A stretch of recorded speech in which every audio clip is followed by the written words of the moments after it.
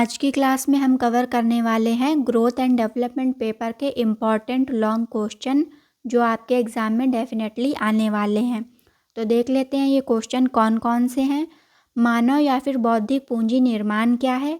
आर्थिक विकास में इसकी क्या भूमिका है? लुईस के आर्थिक विकास मॉडल की आलोचनात्मक समीक्षा कीजिए।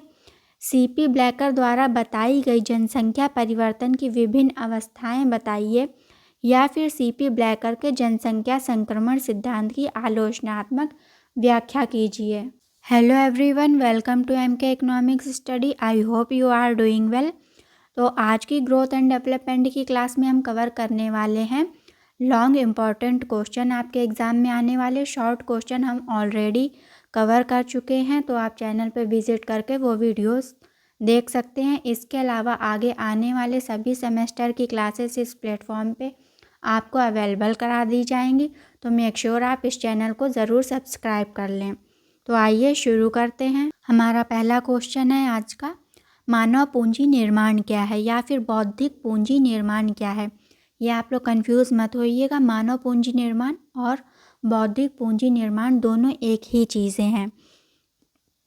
फिर ये क्वेश्चन लॉन्ग में भी पूछा जाता है और शॉर्ट में भी पूछा जाता है। शॉर्ट में आपको सिर्फ इतना पूछ सकता है कि मानव पूंजी निर्माण क्या है। लॉन्ग में पूछेगा ये बौद्धिक पूंजी निर्माण या फिर मानव पूंजी निर्माण क्या है, आर्थिक विकास में इसकी क्या भूमिका है।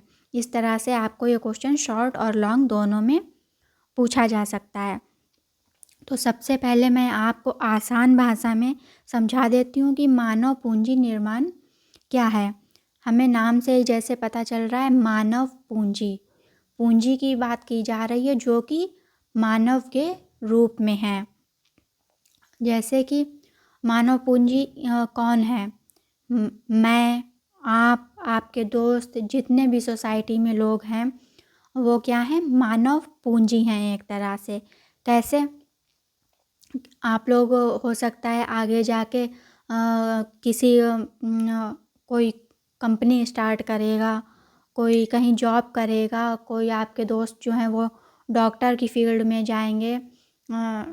इसी तरह से ये क्या है, मानव पूंजी हैं। कोई एजुकेशन के सेक्टर में जाएगा, टीचर बनेगा, तो ये सारे लोग क्या हैं, मानव पूंजी हैं जो आगे चल के देश की जीडीपी और जीएनपी में अपना योगदान देंगे। तो ये है मानव पूंजी। अब यहाँ पे वर्ड जुड़ा हुआ है निर्माण, मानव पूंजी निर्माण। तो जाहिर सी बात है मानव पूंजी जो है उसके निर्माण की बात की जा रही है कि उसका निर्माण कैसे होगा या फिर क्या है। तो मानव पूंजी तो आपको बता दिया मैंने, मानव पूंजी क्या है या फिर कौन है, इसका निर्माण कैसे किया जाए। इसका निर्माण किया जा सकता है लोगों को एजुकेशन प्रोवाइड करके, उन्हें स्किल्ड करके। फॉर एग्ज़ाम्पल मान लीजिए आपका कोई दोस्त है वो डॉक्टर बनेगा, तो इनिशियली स्टेज पे उसे क्या चाहिए, सबसे पहले उसे एजुकेशन दी जाएगी। एजुकेशन देने के बाद में वो आगे बढ़ेगा तो उसे मेडिकल की फील्ड में क्या स्किल प्राप्त होनी चाहिए, वो स्किल्ड होना चाहिए, तभी वो आगे जाके एक डॉक्टर बन पाएगा कम्प्लीटली। तो हम एजुकेशन और स्किल्ड के थ्रू मानव पूंजी का क्या करते हैं, निर्माण क्या करते हैं। तो आई होप आप लोगों को समझ में आ गया होगा मानव पूंजी निर्माण क्या है।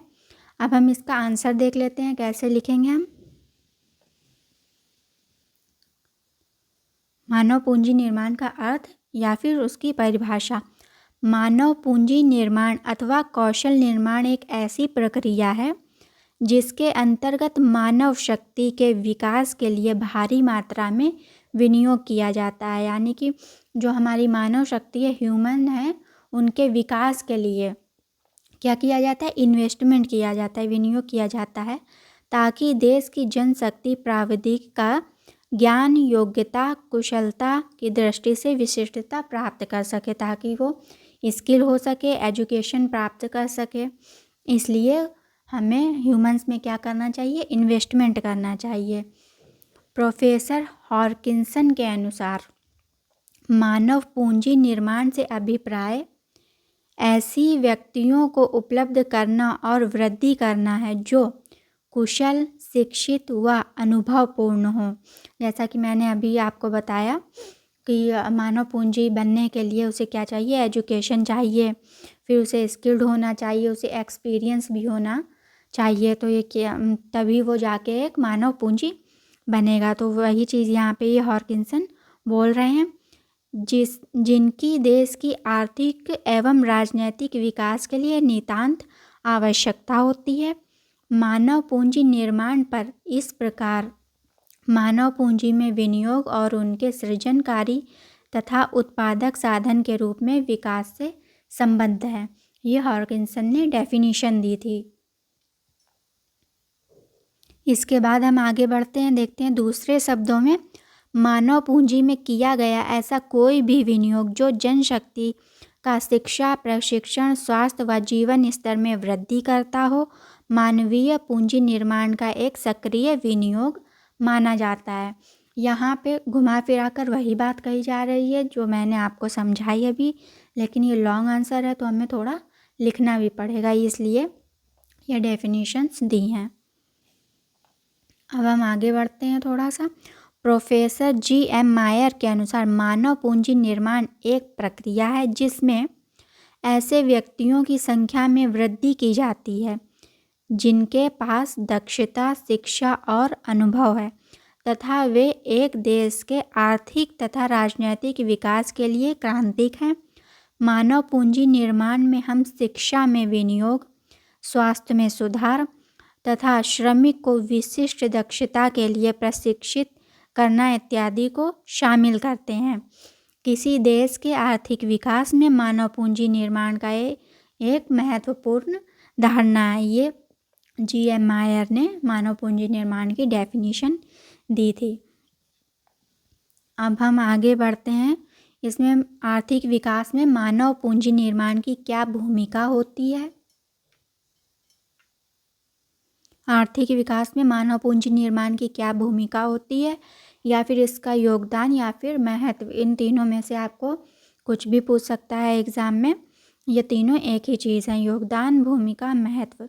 तो प्रोफेसर आर्थर लुईस के अनुसार आर्थिक विकास मानवीय प्रयत्नों का परिणाम है। निसंदेह किसी देश का आर्थिक विकास उसकी कार्यकुशल व प्रशिक्षित श्रम शक्ति पर निर्भर करता है।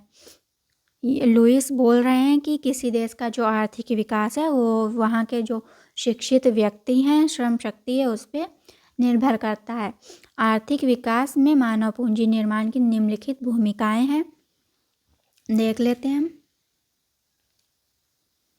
सबसे पहले, चूँकि ये लॉन्ग क्वेश्चन है और आपके पास लिमिटेड टाइम भी है, तो अगर बाय चांस आप नहीं लिख पाते हैं तो सबसे पहले आप इसे इस तरह से डायग्राम के फॉर्म में फ्रेम कर देंगे, ताकि आप अगर नहीं भी लिख पा रहे हैं, टाइम आपके पास कम है, तो भी आप कम शब्दों में अपना आंसर कंप्लीट कर देंगे।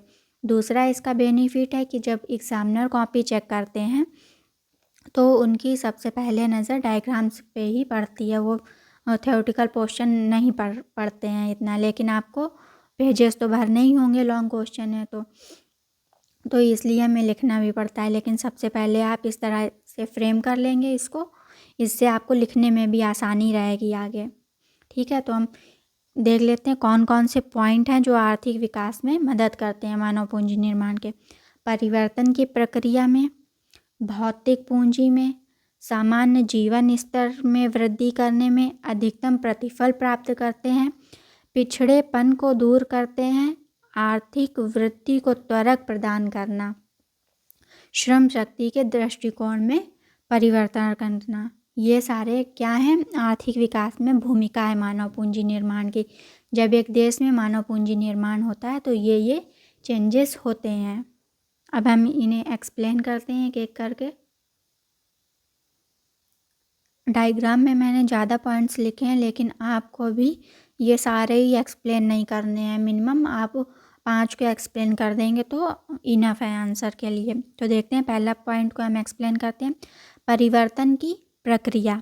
मानव पूंजी निर्माण का प्रथम एवं सबसे महत्वपूर्ण योगदान यह है कि यह विकासशील देशों के संपूर्ण पर्यावरण में परिवर्तन की प्रक्रिया को जन्म देता है। इसके फलस्वरूप अर्थव्यवस्था विकास जनित हो जाती है। जाहिर सी बात है, किसी देश में जब मानव पूंजी निर्माण होगा, लोग स्किल्ड होंगे, एजुकेटेड होंगे, तो वहाँ की वो राष्ट्रीय आय में अच्छा योगदान देंगे, तो देश क्या है, आगे बढ़ेगा, उसमें चेंजेस होंगे। सेकंड पॉइंट है भौतिक पूंजी। यदि देश के पास पर्याप्त मानव पूंजी है तो देश की भौतिक पूंजी और भी उत्पादक हो जाती है। थर्ड पॉइंट है सामान्य जीवन स्तर में वृद्धि। अर्धविकसित देशों में सामान्य जीवन स्तर को ऊंचा करने के लिए भी मानव पूंजी निर्माण आवश्यक है। जाहिर सी बात है, लोग एजुकेटेड होंगे, स्किल्ड होंगे, इनकम जनरेट करेंगे, तो उनका जो लिविंग स्टैंडर्ड है वो भी चेंज होगा, वो भी उनका बढ़ेगा। अधिकतम प्रतिफल। मानवीय पूंजी में निवेश इस दृष्टि से महत्वपूर्ण है कि यह लागत को घटाता है और विनियोग पर ऊंचे प्रतिफल को संभव बनाता है। लास्ट पॉइंट है हमारा फिफ्थ पॉइंट, पिछड़ेपन को दूर करना। अर्थविकसित देशों के पिछड़ेपन को दूर करने में मानव पूंजी निर्माण महत्वपूर्ण भूमिका अदा करता है। जब एक देश के नागरिक शिक्षित व कुशल होते हैं तो वह आर्थिक विकास को भी वृद्धि प्रदान करते हैं और देश पिछड़ेपन से आगे की ओर बढ़ता है। तो ये हमारे पॉइंट्स को हमने एक्सप्लेन कर दिया। इसके बाद में हमारा चूँकि लॉन्ग आंसर है तो हमें कंक्लूज़न भी इसमें देना ज़रूरी होता है, और हालांकि बाकी लोग नहीं लिखेंगे लेकिन जो लोग लिखते हैं उनका आंसर अलग से दिखता है। कि हम कंक्लूज़न देखते हैं। मानव पूंजी निर्माण के विषय में कुछ कठिनाइयाँ अवश्य हैं। जो हमारा मानव पूंजी निर्माण है उसमें कठिनाइयाँ देखने को मिलती हैं कि अच्छे से मानव पूंजी निर्माण नहीं हो पाता है, परंतु अब यह पूरी तरह से मान लिया गया है कि अल्प विकसित देशों की वृद्धि भौतिक पूंजी की कमी द्वारा ही नहीं बल्कि ज्ञान एवं कुशलताओं की कमी के द्वारा रुक जाती है। पूंजी की वजह से भी रुक रही है, लेकिन वहाँ की जो मानव पूंजी है वो कुशल नहीं है, स्किल्ड नहीं है, एजुकेटेड नहीं है, इसलिए भी उसका विकास रुकता है। इसलिए एक देश को वृद्धि प्रदान करने के लिए मानव पूंजी निर्माण अधिक महत्वपूर्ण है। ये हमारा आंसर कंप्लीट होता है। सिर्फ ये 4 पेजेस का है, आपको इतना ही लिखना है। ये आज की क्लास का हमारा सेकंड क्वेश्चन है। लेविस के श्रम की असीमित पूर्ति सिद्धांत का आर्थिक विश्लेषण कीजिए। Explain the economic analysis of Lewis unlimited supply of labour. ये लेविस की थ्योरी थी, असीमित पूर्ति सिद्धांत, लेबर श्रम की असीमित पूर्ति सिद्धांत। लुईस के आर्थिक विकास मॉडल की आलोचनात्मक समीक्षा कीजिए। अच्छा, आप ये देख करके कंफ्यूज मत होइएगा, यहाँ पे हिंदी में लेविस लिखा है और यहाँ पे लुईस लिखा है। इंग्लिश में इसका स्पेलिंग यही है LEWIS, लेविस, लेकिन हिंदी में जब हम इसे देखते हैं तो कई किताबों में लुईस लिखा हुआ है और कई किताबों में लेविस भी लिखा हुआ है, तो आप कंफ्यूज मत होइएगा, दोनों एक ही हैं। और इसको इस तरह से भी पूछ सकते हैं, W. आर्थर लुईस के सिद्धांत से आपका क्या अभिप्राय है? लुईस मॉडल की उदाहरण व चित्रों सहित व्याख्या कीजिए। ये क्वेश्चन आपका वेरी वेरी वेरी इंपॉर्टेंट है। ये क्वेश्चन आपका आएगा ही 100% एग्ज़ाम में, तो इसे आप ज़रूर करके जाइएगा, इसे बिल्कुल भी स्किप मत करिएगा। तो देखते हैं हम इसका answer. Lewis theory of unlimited supply of labour. यहाँ पे हेडिंग से ही आपको मालूम पड़ रहा होगा, लेबर की अनलिमिटेड सप्लाई के बारे में इनकी थ्योरी है। प्रोफेसर लुईस ने अपने आर्थिक विकास के सिद्धांत को श्रम की असीमित पूर्ति के साथ प्रस्तुत किया। अर्धविकसित देशों में तीव्र जनसंख्या वृद्धि के फलस्वरूप श्रम की असीमित पूर्ति होती है। जो हमारे डेवलपिंग कंट्रीज़ हैं, जो अंडर डेवलप्ड कंट्रीज़ हैं, वहाँ पे पॉपुलेशन ज़्यादा होती है। जब पॉपुलेशन वहाँ की ज़्यादा होती है तो क्या होता है, वहाँ पे अनलिमिटेड सप्लाई होती है लेबर की। यह सिद्धांत यह स्पष्ट करता है कि किस प्रकार श्रम की इस असीमित पूर्ति को आर्थिक विकास के लिए संपत्ति के रूप में परिवर्तित किया जा सकता है। तो किसी भी मॉडल को हम एक्सप्लेन करने से पहले उसकी एजम्पशंस को लिखते हैं, उसके बाद में हम उसका एक्सप्लेनेशन करते हैं। सबसे स्टार्टिंग में हम थोड़ा सा इंट्रोडक्शन देते हैं, देन उसकी एजम्पशंस, फिर उसे एक्सप्लेन करते हैं, फिर उसका कंक्लूज़न देते हैं। तो इसकी एजम्पशंस क्या हैं? लुईस ने ऐसा माना था कि अर्धविकसित देशों में तीव्र जनसंख्या वृद्धि के परिणाम स्वरूप श्रम की पूर्ति असीमित होती है। श्रम का एक बड़ा भाग बेरोजगार रहता है। जाहिर सी बात है, जब किसी देश में अनलिमिटेड सप्लाई हो जाएगी लेबर की तो उसे पूरी तरह से काम नहीं मिलेगा, वो बेरोजगार कुछ लोग रह जाते हैं। तथा श्रम की सीमांत उत्पादकता शून्य रहती है। जो श्रम की सीमांत उत्पादकता है वो शून्य रहती है। आपको यहाँ पे हम बता दें कि सीमांत उत्पादकता का क्या मतलब है।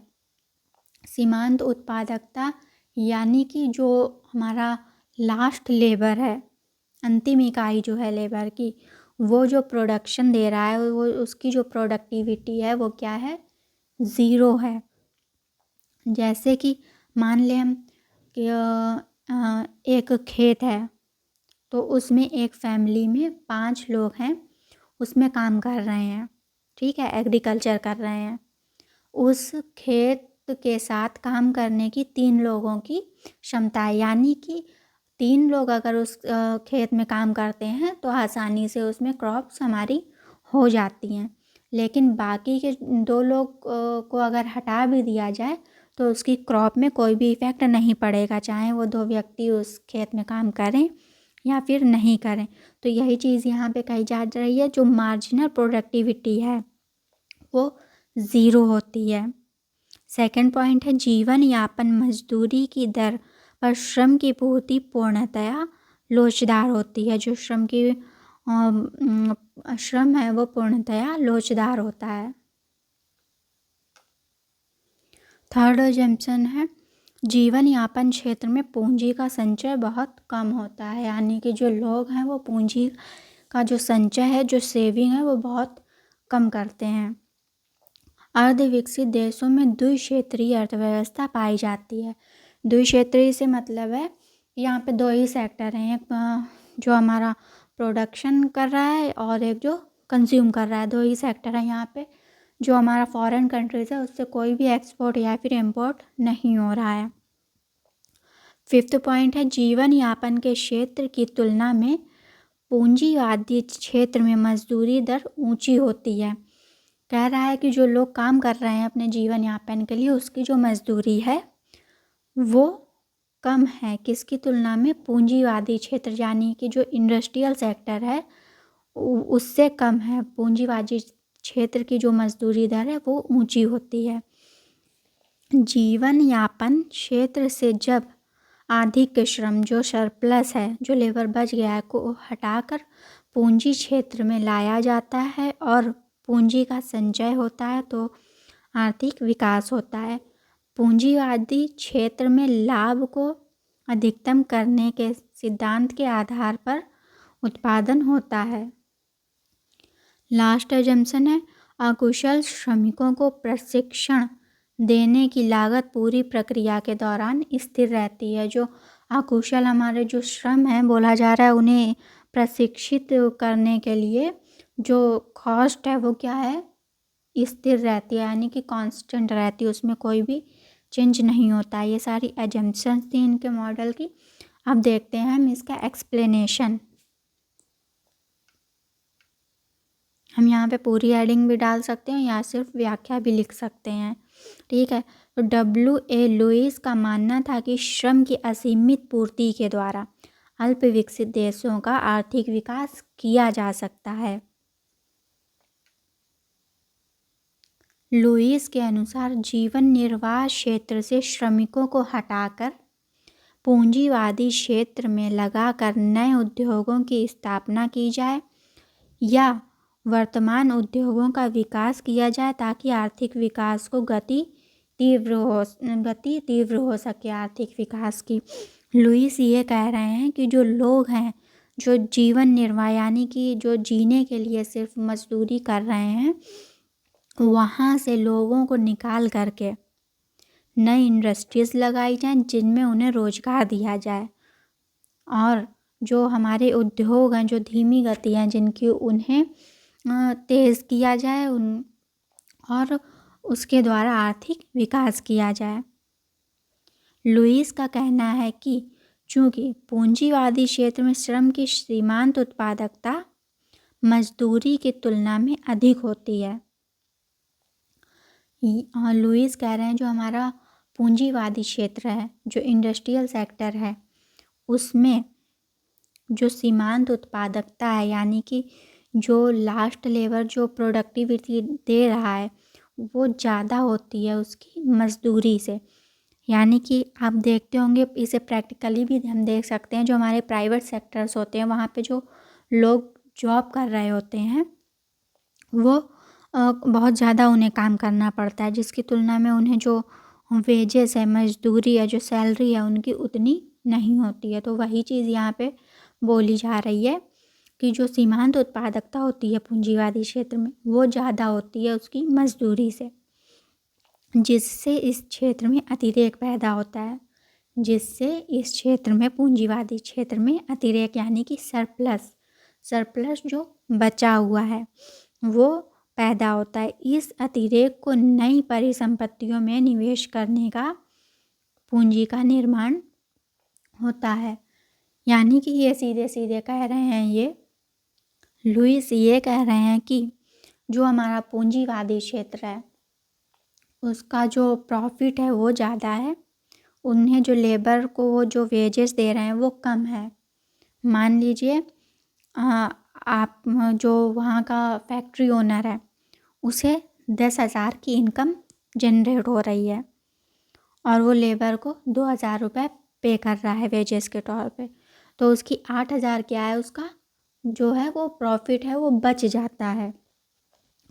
तो यही इसका क्या कहलाएगा, सरप्लस कहलाएगा। और ये जो बचा हुआ सरप्लस है इसे हम ऐसी जगह इन्वेस्ट करें जिससे पूंजी का और भी पूंजी का निर्माण हो, यानी कि हम वो जो बचा हुआ पैसा है उसकी और भी इंडस्ट्रीज़ लगाएं और उन इंडस्ट्रीज़ में जो और हमारे लेबर्स हैं जिन्हें वेजेस नहीं मिल रही है उन्हें वहाँ पे लगाएं और उन्हें रोज़गार दें। ये यहाँ पे कहा जा रहा है, लुईस ये बोल रहे हैं यहाँ पे, जिससे अधिक लोगों को रोज़गार पर लगाया जाता है। इस क्षेत्र में जैसे जैसे रोज़गार बढ़ता जाता है वैसे वैसे पूंजी अतिरेक भी बढ़ता जाता है और उसके साथ ही साथ पूंजी निर्माण का आयात आर्थिक विकास का चक्र शुरू हो जाता है। यह प्रक्रिया तब तक चलती रहती है जब तक कि समस्त अतिरेक श्रम को रोज़गार प्राप्त नहीं हो जाता, अर्थात पूंजी श्रम अनुपात नहीं बढ़ जाता और श्रम की पूर्ति लोच रहित नहीं बन जाती है। तो ये लेविस का कहना था। अब इसे हम डायग्राम के माध्यम से समझेंगे तो आपको बहुत ही ईजिली समझ में आ जाएगा। और आप जब आंसर राइटिंग करेंगे तो आप इंट्रोडक्शन देने के बाद में जब एक्सप्लेनेशन करेंगे थ्योरी का तो एक्सप्लेन आप बाद में करेंगे। आप एक पेज गैप करके डायग्राम को बना करके उससे पहले ही एक्सप्लेन कर लीजिएगा, जिससे आपको थ्योरी लिखने में आसानी होगी, आपको रट्टा नहीं मारना पड़ेगा। तो हम डायग्राम को समझते हैं। हमारा डायग्राम क्या है, ये एक्स एक्सेस है, ये वाई एक्सेस है। एक्स एक्सेस पे हम श्रम की संख्या यानी कि जो लेबर्स हैं उसे डिनोट करते हैं और वाई एक्सेस पे हम मजदूरी तथा सीमांत उत्पादकता जो है लेबर की उसे डिनोट करते हैं। तो जो हमारी एस और H1 लाइन है वो क्या है, औसत निर्वाह मजदूरी है, यानी कि ये मिनिमम वेजेस है जिस पे जो लेबर्स हैं वो वहाँ काम कर रहे होंगे। जो W1 लाइन है वो पूंजीवादी क्षेत्र की मजदूरी है, यानी कि ये लोगों की जीवन निर्वाह वाली मजदूरी है जो लेबर कर रहे हैं। और W1 जो पूंजीवादी क्षेत्र है वहाँ पे जो मजदूरी मिल रही है उसे दिखाती है। शुरू में पूंजीवादी क्षेत्र ON श्रम के लिए सीमांत उत्पादकता MR है। सबसे शुरू में ON जो हमारी लेबर है उसके लिए जो सीमांत उत्पादकता है वो क्या है, MR है। यानी कि ये हमारा लेबर है और ये उसे इतनी वेजेस मिल रही है, लेकिन उसकी जो क्षमता है वो जो प्रोडक्टिविटी दे रहा है वो कितनी है, M तक है। तो चूंकि उसे वेजेस सिर्फ इतनी ही मिल रही है तो इतना क्या हो जाएगा, सरप्लस बच जाएगा, अतिरेक बच जाएगा। तो जो हमारा यहाँ पे सरप्लस होगा वो MRW होगा। MRW पूंजीवादी का अतिरेक होगा। यहाँ पे मैंने एरो बना के शो कर दिया है, पूंजी अतिरेक या फिर पूंजीवादी क्षेत्र का अतिरेक। तो इतना आप लोगों को यहाँ पे समझ में आ गया। फिर यही प्रोसेस फिर आगे बढ़ेगा। ये जो सरप्लस है, ये जो सरप्लस हमारा बचा हुआ है, अभी मैंने एग्जाम्पल के थ्रू बताया था 8,000 जो बचा हुआ है उसे हम पुनः क्या करेंगे, विनियोग करेंगे, उससे इन्वेस्ट करेंगे हम। जब हम उसे इन्वेस्ट करेंगे तो क्या होगा, हम और भी फैक्ट्रीज लगाएंगे और भी लेबर्स को जो है वो रोजगार मिलेगा। तो जब हम उस सरप्लस पूंजी को लगाएंगे तो इतने लेबर को और रोजगार मिलेगा, ON से ON1 हो जाएंगे और जो मार्जिनल प्रोडक्टिविटी है वो OM1 हो जाएगी। जो ये बीच वाला एरिया है MR1 RM, ये क्या हो जाएगा, अब यहाँ पे ये सरप्लस हो जाएगा। ये फिर इस सरप्लस को हम क्या करेंगे, इन्वेस्ट करेंगे, फिर और लोगों को रोजगार मिलेगा, फिर सरप्लस होगा। और ये जो प्रोसेस है ये चलता रहेगा जब तक चलता रहेगा कि जब तक कि जो सारे लोग हैं, जो अनलिमिटेड सप्लाई है लेबर की, वो ख़त्म नहीं हो जाती। ये प्रोसेस तब तक चलता रहेगा। तो आई होप आप लोगों को इतना समझ में आ गया होगा। मैं डायग्राम को फिर से एक बार एक्सप्लेन कर देती हूँ। ON जो लेबर हैं उन्हें वेजेस मिल रही है OW कैपिटल क्षेत्र में जब वो जा रहे हैं, और लेकिन जो वो प्रोडक्टिविटी दे रहे हैं वो M तक है, OM तक। तो इतना उन्हें सरप्लस बच जाता है। कैपिटल जो पूंजीवादी क्षेत्र है उसमें उसे इन्वेस्ट किया जाता है तो और लोगों को रोज़गार मिलता है। जब और लोगों को रोज़गार मिलता है और प्रोडक्टिविटी बढ़ती है, पूंजीवादी क्षेत्र में और अतिरेक बढ़ता है, फिर अगेन उसे इन्वेस्ट किया जाता है। इस प्रकार से ये प्रोसेस चलता रहता है। तो ये इसका एक्सप्लेनेशन था। अब इसे क्रिटिसाइज़ भी किया गया कि इस मॉडल में कुछ कमियां भी थी, तो वो हम देख लेते हैं। इसकी क्रिटिसिज्म क्या क्या है। मेनली जो क्रिटिसिज्म्स होती हैं, जो आलोचनाएं होती हैं, वो हमारी क्या होती हैं, जो हम लोग स्टार्टिंग में एजम्पशंस लिखते हैं उन्हीं को लेकर के इकोनॉमिस्ट क्या करते हैं, उन्हीं को लेकर के क्रिटिसाइज़ कर देते हैं कि उन्होंने कुछ एजम्पशन मानी थी कि ऐसा होगा, तो उसी को लेके आगे क्रिटिसाइज़ कर दिया जाता है कि ज़रूरी नहीं है कि ऐसा ही हो, ऐसा भी हो सकता है। तो मेनली आपको अलग अलग रट्टा मारने की ज़रूरत नहीं है, आप एजम्पशंस देख लेते हैं तो वही आप क्रिटिसिज्म में भी नहीं वर्ड का यूज़ करके लिख देंगे। तो देखते हैं, मजदूरी पूंजीवादी क्षेत्र में स्थिर नहीं होती है। ये हमने एजम्पशंस में भी किया था। उन्होंने एजम्पशन मानी थी कि मजदूरी पूंजीवादी क्षेत्र में कांस्टेंट होती है, स्थिर होती है। तो यहाँ पे बोला जा रहा है नहीं, ऐसा नहीं है, वो स्थिर नहीं होती है। प्रत्येक अल्प विकसित देश में श्रम की पूर्ति असीमित नहीं होती है। गुणक प्रक्रिया अल्प विकसित देशों में लागू नहीं होती है। फोर्थ पॉइंट है, यदि पूंजी संचय श्रम बचतकारी हो तो यह सिद्धांत लागू नहीं होता है। श्रम की सीमांत उत्पादकता शून्य नहीं होती है। कुल मांग की उपेक्षा जो एग्रीगेट डिमांड है उन्होंने इसमें निगलेक्ट किया है उसे।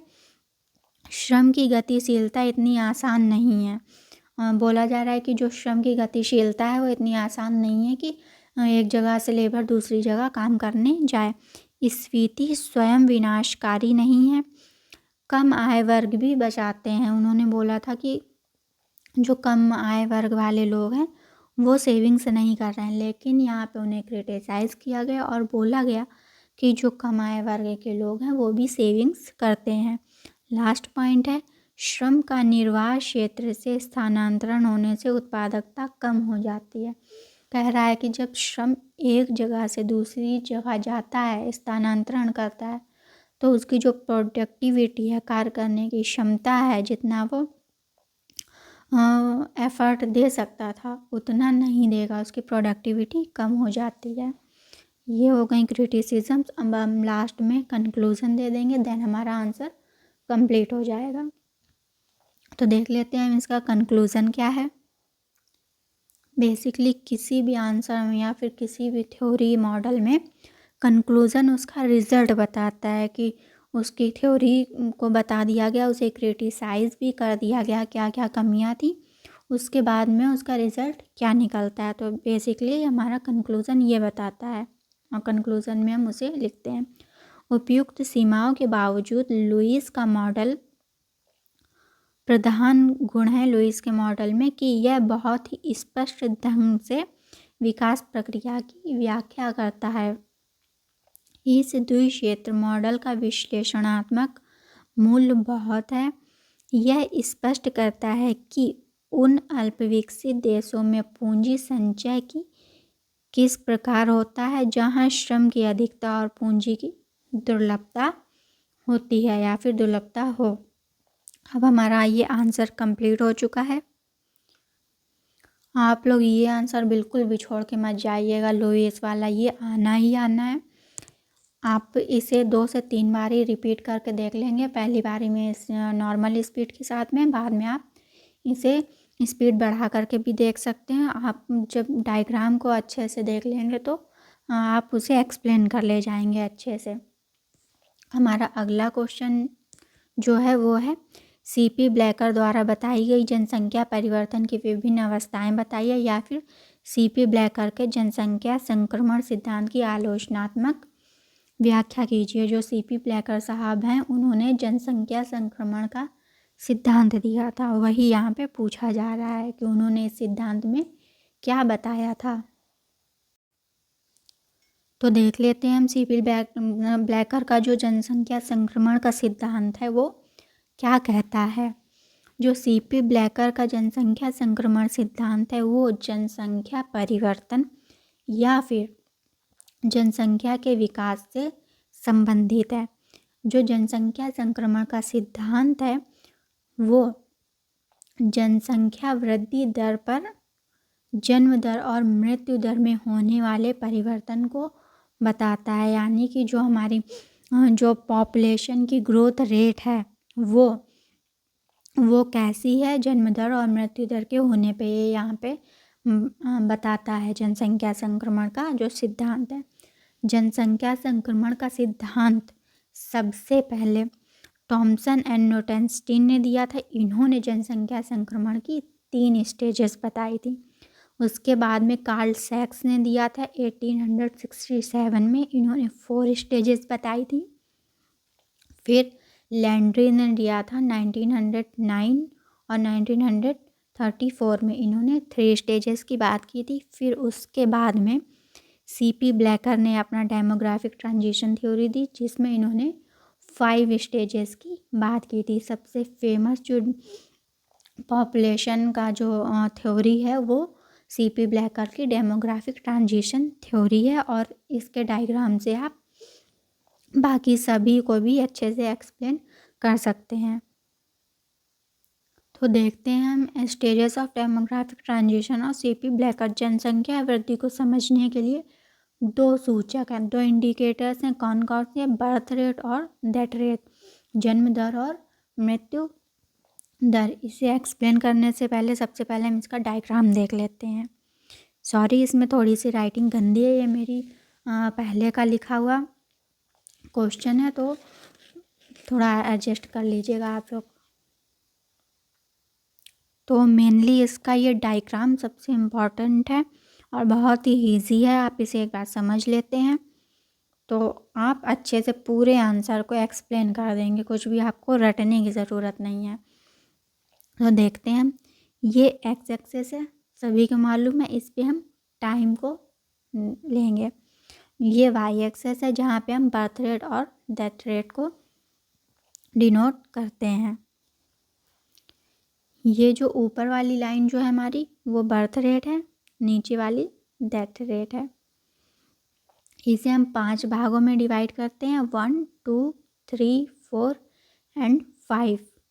ये first block, second, third, 4 and 5 C P Blacker ने 5 स्टेजेस दिए। फर्स्ट स्टेज को हम नाम देते हैं high stationary stage, second early expanding stage, third को हम नाम देते हैं late expanding stage, fourth stage हमारी लो स्टेशनरी स्टेज, और जो लास्ट है वो है पॉपुलेशन डिक्लाइनिंग। यहाँ पे जो पॉपुलेशन है वो गिरने लगती है।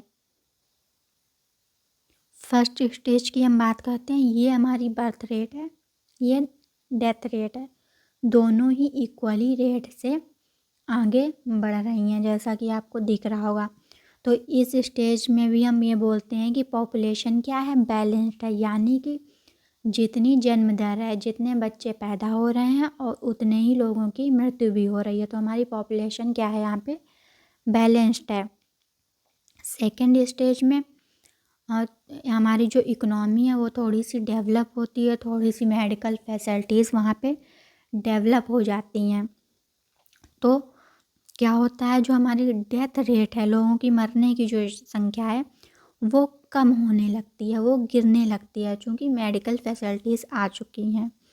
दूसरा, हमारी बर्थ रेट उतनी ही रेट से बढ़ती है क्योंकि लोग उतने एजुकेटेड नहीं है, पुरानी विचारधारा के हैं, तो जो वहाँ का बर्थ रेट है वो हाई रहता है। तो जहाँ पे बच्चे ज़्यादा पैदा हो रहे हैं और लोग कम मर रहे हैं, तो यहाँ पे क्या होगी, पॉपुलेशन बढ़ जाएगी। तो इस स्टेज को हम बोलते हैं population explosion stage. Third stage है हमारी, यहाँ पे हमारी जो अर्थव्यवस्था है, जो देश है, वो थोड़ा सा और विकास की ओर आगे बढ़ जाता है। यहाँ पे डेथ रेट के साथ में बर्थ रेट भी गिरने लगती है, लोग थोड़ा सा एजुकेटेड हो जाते हैं, अवेयर हो जाते हैं, तो यहाँ पे बर्थ रेट और डेथ रेट दोनों ही डिक्लाइन करती है। थर्ड स्टेज में जो हमारी बर्थ रेट है वो डेथ रेट की कंपैरिजन में तेज़ी से गिरती है, आपको दिख रहा होगा। देन फोर्थ स्टेज है हमारी लो स्टेशनरी स्टेज। यहाँ पे लोग और अवेयर हो जाते हैं और ज़्यादा इकनॉमी डेवलप हो जाती है, तो यहाँ पे जो डेथ रेट है वो इतना कम हो जाता है कि वो बर्थ रेट को क्रॉस कर जाता है और बर्थ रेट एकदम नीचे आ जाती है। यहाँ पे दोनों ही इक्वल हो जाएंगे। उसके बाद में पॉपुलेशन डिक्लाइनिंग स्टेज में बर्थ रेट एकदम ऊपर उठ जाए, एकदम नीचे आ जाएगी और डेथ रेट ऊपर उठ जाएगी, यानी कि यहाँ पे पॉपुलेशन कम होने लगती है, डिक्लाइन होने लगती है, यानी कि बच्चे बहुत कम जन्म ले रहे हैं, और तो यहाँ पे पॉपुलेशन क्या है, कम होने लगती है। इसी डायग्राम के थ्रू, ये बर्थ रेट था, ये डेथ रेट था, ये पॉपुलेशन ग्रोथ को हम बताएंगे। यहाँ पे फर्स्ट स्टेज में जैसा कि हमने देखा था कि बर्थ और डेथ रेट दोनों ही क्या हैं, इक्वल हैं, तो यहाँ पे इक्वल ही चलेगा। फिर सेकंड स्टेज में हमारी पॉपुलेशन बढ़ी थी, तो पॉपुलेशन इंक्रीज दिखाएगी। थर्ड में उससे थोड़ी सी कम, फोर्थ में हमारी लगभग आके इक्वल हो जाती है, और लास्ट स्टेज में पॉपुलेशन क्या है, गिरने लगती है। तो ये हमारा पूरा डायग्राम है। आप इसे सबसे पहले एग्ज़ाम में बनाएंगे, ये क्वेश्चन आता है, तो उसके बाद में आप एक्सप्लेन करेंगे। अब हम इसकी थ्योरी को एक बार देख लेते हैं। वैसे तो मैंने सारा कुछ आपको डायग्राम में समझा दिया, अब इसे एक बार देख लेते हैं हम थ्योरी के फॉर्म में, ताकि आप अच्छे से इसे आंसर राइटिंग कर पाएँ। फर्स्ट स्टेज, प्रथम अवस्था में देश अर्धविकसित होता है तथा आर्थिक दृष्टि से पिछड़ा हुआ होता है। ज़्यादातर लोग ग्रामीण क्षेत्र में रहते हैं तथा कृषि करते हैं, कृषि भी पिछड़ेपन की स्थिति में रहती है। उद्योग धंधों का विकास नहीं हुआ होता है। संयुक्त परिवार प्रणाली, अंधविश्वास, बाल विवाह व अन्य सामाजिक कुरीतियों के कारण जन्म दर अधिक होती है। जैसा कि मैंने बताया आपको, जो वहाँ का देश है, जो इकोनॉमी है, वो डेवलप नहीं होती है। ऊंची जन्म दर के साथ साथ ऊंची मृत्यु दर भी होती है, क्योंकि अधिक जनसंख्या होने के कारण लोग अपने स्वास्थ्य पर ध्यान नहीं दे पाते हैं। बर्थ रेट, डेथ रेट दोनों ही ज़्यादा होने के कारण जनसंख्या स्थिर रहती है। अफ्रीका व एशिया महाद्वीपों में यह स्थिति देखने को मिलती है। सेकेंड स्टेज है हमारी। इस अवस्था में देश आर्थिक विकास की दृष्टि से विकास करने लगता है। कृषि की दशा में सुधार होता है। जो वस्तुएं उपभोक्ता पहले दूसरे देश से आयात करते थे, वो अब देश में बनने लगती हैं। शिक्षा में सुधार होता है। स्वास्थ्य संबंधी सुविधाएं उपलब्ध हो जाती हैं, जिसके कारण मृत्यु दर घटने लगती है। परंतु पुराने रीति रिवाजों के कारण जन्म दर में कोई परिवर्तन नहीं होता है। मृत्यु दर में कमी व जन्म दर में परिवर्तन न होने के कारण जनसंख्या तेजी से बढ़ने लगती है। परिणाम स्वरूप पॉपुलेशन एक्सप्लोजन की स्थिति उत्पन्न हो जाती है, जैसा कि मैंने एग्जाम में उसमें डायग्राम में एक्सप्लेन किया आपको, जिससे देश की इकोनॉमी पर नेगेटिव इफेक्ट पड़ते हैं। 70 के दशक में भारत इस अवस्था से गुजर चुका है। थर्ड स्टेज, जो कि लेट एक्सपेंडिंग स्टेज है, इस अवस्था में औद्योगिकरण पर विशेष ध्यान दिए जाने लगता है। उच्च व आधुनिक प्रकार की खेती होने लगती है। औद्योगिकरण के कारण अर्बनाइजेशन तेजी से होने लगता है। समाज में महिलाओं की स्थिति अच्छी हो जाती है। लोगों का छोटे परिवार के प्रति झुकाव होने लगता है। लोग पुरानी रीति रिवाजों का परित्याग कर देते हैं। जनसंख्या नियंत्रण करने के विभिन्न तरीके अपनाए जाते हैं, जिससे मृत्यु दर और घट जाती है। जन्म दर में भी गिरावट आती है। जनसंख्या की वृद्धि दर कम हो जाती है। इस अवस्था में भी पॉपुलेशन एक्सप्लोजन की स्थिति कुछ हद तक विद्यमान रहती है। भारत इस समय इसी अवस्था में है। भारत और डेमोग्राफिक ट्रांजिशन की किस अवस्था में अभी? तीसरी अवस्था में है। फोर्थ पॉइंट देखते हैं हम।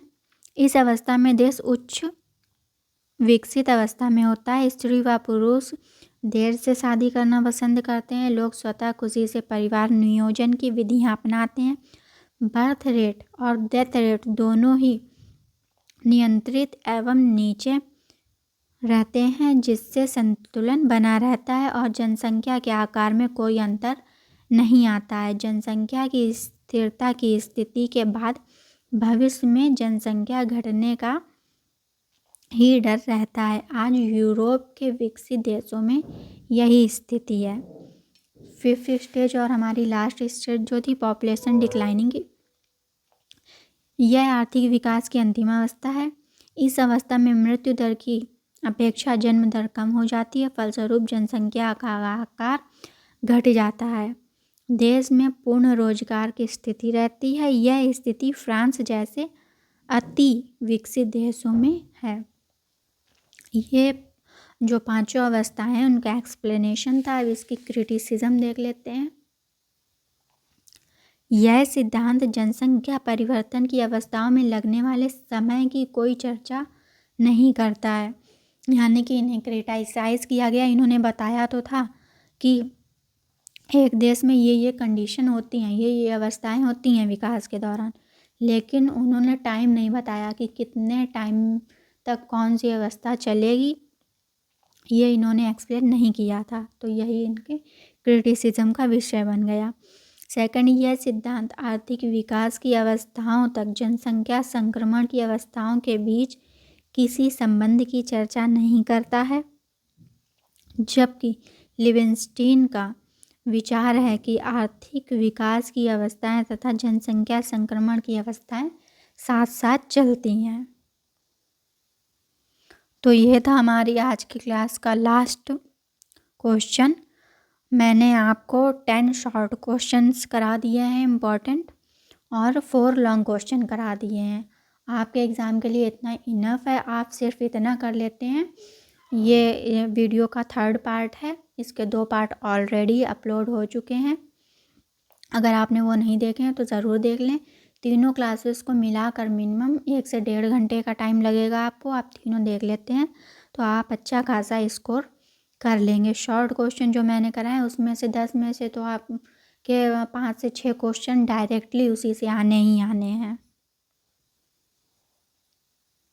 तो आप ये लेक्चर्स ज़रूर देख लीजिएगा और आपके एग्ज़ाम के लिए ऑल दी बेस्ट। अगर मेरे बताए हुए क्वेश्चंस में से आपके एग्ज़ाम में क्वेश्चन आते हैं तो आप ज़रूर कमेंट करके बताइएगा। आगे आपका जो 2nd पेपर है इंटरनेशनल ट्रेड या फिर इंटरनेशनल इकोनॉमिक्स, उसके वीडियोस आपको कल शाम तक मिल जाएंगे। तो आप चैनल को ज़रूर सब्सक्राइब कर लीजिएगा। अगर आपको वीडियो अच्छी लगी हो, हेल्पफुल लगी हो तो चैनल को सब्सक्राइब ज़रूर करिएगा, लाइक ज़रूर करिएगा। तो मिलते हैं नेक्स्ट क्लास में। Till then keep watching MK economics study. Thank you so much for watching this class.